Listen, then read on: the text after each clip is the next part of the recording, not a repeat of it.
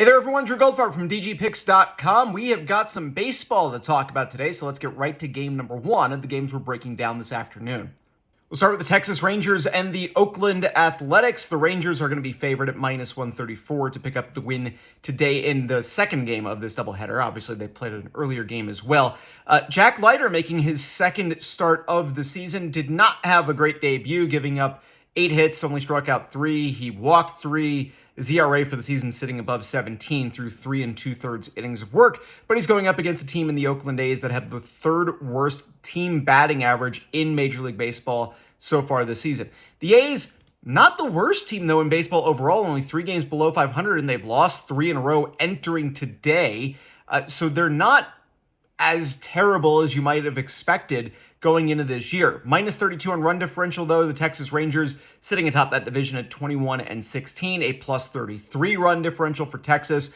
At minus 134, minus 135, the Rangers, they're not necessarily in plus EV territory, but I do expect Jack Leiter to have a better start this time around than he did in his debut, so I'm going to take them to pick up the win on the money line. Reds and Diamondbacks squaring off later on in Cincinnati, and this game sees both teams offered up below the even money mark on the money line. And if I were to ask you without looking who you think the better team is so far this season in the overall standings, you might say Arizona. You'd be wrong by a half game. The Cincinnati Reds are slightly above the Dbacks in the league standings overall, 16-19 on the year, but they have lost 6 games in a row entering today. The Dbacks have won back-to-back.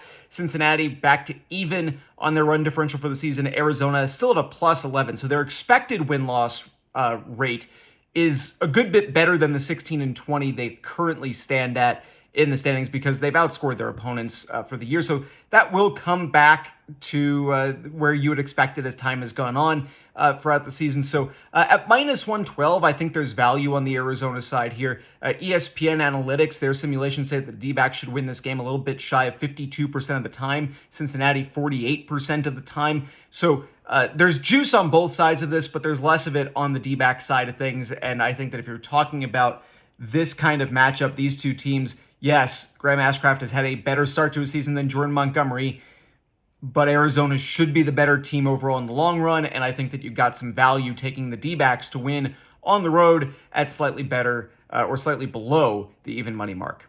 So do you agree with me or do you not? And if you're not seeing the full version of this video that includes additional breakdowns for Baltimore, Washington, and Seattle, Minnesota, make sure you begin your free 7-day trial of dgpicks.com, also available at patreon.com/Drew Goldfarb, where we talk baseball, we talk hockey, we could talk whatever you want throughout the week, throughout the month, throughout the year. dgpicks.com, patreon.com/Drew Goldfarb to begin your free 7-day trial. See you next time.